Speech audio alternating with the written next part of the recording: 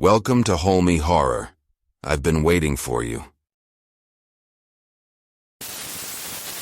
Arachnid. The Peterson house sat on the edge of Black Hollow Woods, its warped timbers and leaning spires like skeletal fingers clawing at the sky. For decades, it had been a neighborhood blight, its reputation cemented by the gruesome rumors surrounding its past. Locals called it the Webb House, and for good reason. Stories of strange happenings, disappearances, and an infestation of spiders had turned the property into an urban legend. Rebecca Caldwell wasn't one to heed superstition. Fresh out of college and looking to make a name as a house flipper, she saw opportunity where others saw decay. The house was hers now, bought for a steal at auction. Standing in the driveway, she surveyed the sagging porch and vine-choked siding, feeling the thrill of potential. "This'll be my masterpiece," she said aloud, her voice echoing in the stillness. If only she'd listened to the warnings. Rebecca pushed open the heavy oak door, the hinges screaming in protest. The interior was dark, cold, and oppressive. Dust hung thick in the air, coating every surface like an accusation. Cobwebs blanketed the corners and arched across doorways, catching in her hair as she explored. She pulled a flashlight from her backpack and began to take stock.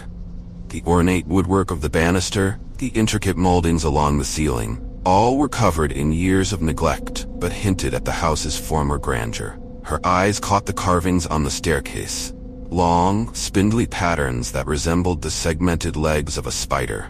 She shuddered, but dismissed the thought. By the time she'd finished her initial walkthrough, the sun was dipping below the horizon. The house grew darker, colder. Rebecca set up her makeshift camp in the dining room, unfurling her sleeping bag and placing a battery-powered lantern nearby. As she settled in for the night, faint scratching sounds began to echo through the walls. "Just mice," she muttered, though the sound set her teeth on edge. She turned up her music to drown it out and tried to sleep. The next morning, Rebecca awoke to find fresh webs in the corners she'd cleared the night before. They weren't the delicate, lacy kind she was used to, but thick, ropey strands that glistened unnaturally in the light. "Great," she muttered. "Spiders." She spent the day pulling down webs, armed with a broom and a can of bug spray, but no matter how much she cleared, they returned, seemingly thicker than before. As she worked, she noticed strange markings etched into the woodwork throughout the house, symbols that reminded her of the carvings on the banister. Her unease grew. That night, the scratching returned, louder this time. It wasn't just in the walls, but above her in the ceiling and beneath the floorboards.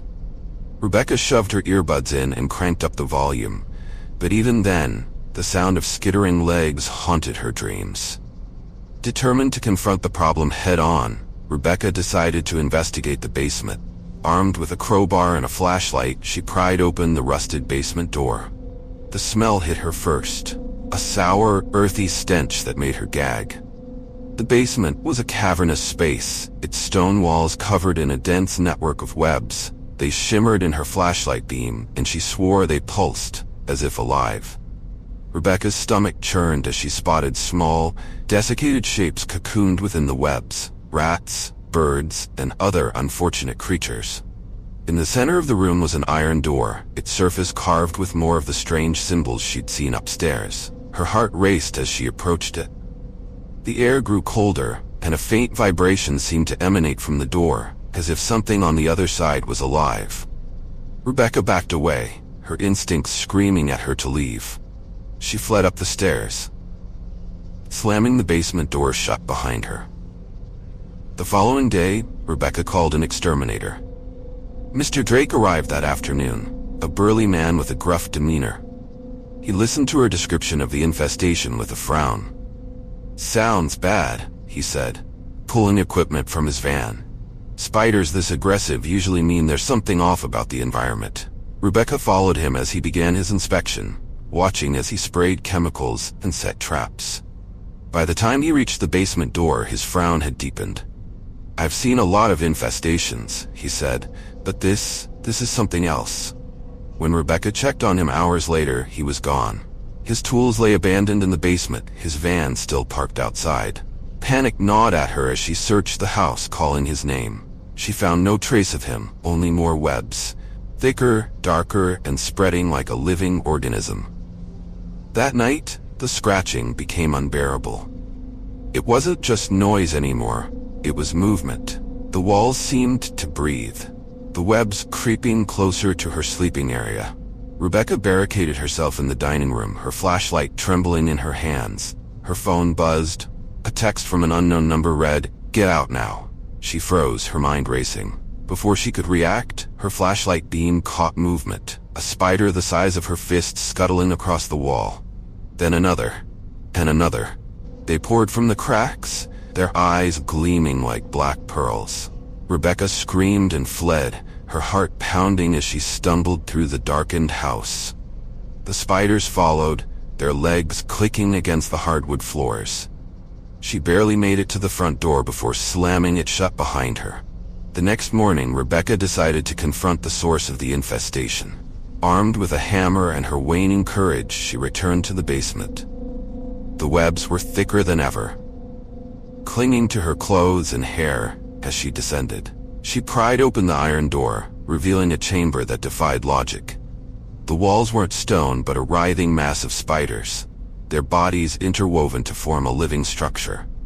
At the center of the room hung a grotesque cocoon, pulsating with an unnatural rhythm. Rebecca approached cautiously.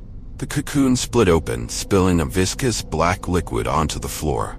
From within emerged a creature that froze her blood. A monstrous fusion of human and spider. Its upper body was humanoid, but its lower half was a bloated arachnid, its legs stretching unnaturally long.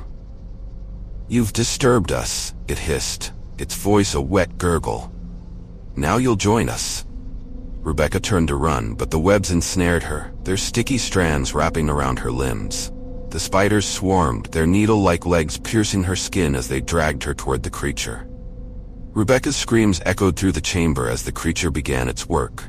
The spiders swarmed over her, weaving her into a cocoon of their own. Her body twitched, her mind fracturing as the venom coursed through her veins. When the process was complete, Rebecca opened her eyes. They were no longer her own, but dark and soulless, reflecting the countless arachnids that now lived within her. She was no longer human, but part of the hive, her thoughts consumed by the will of the monstrous being that had created her.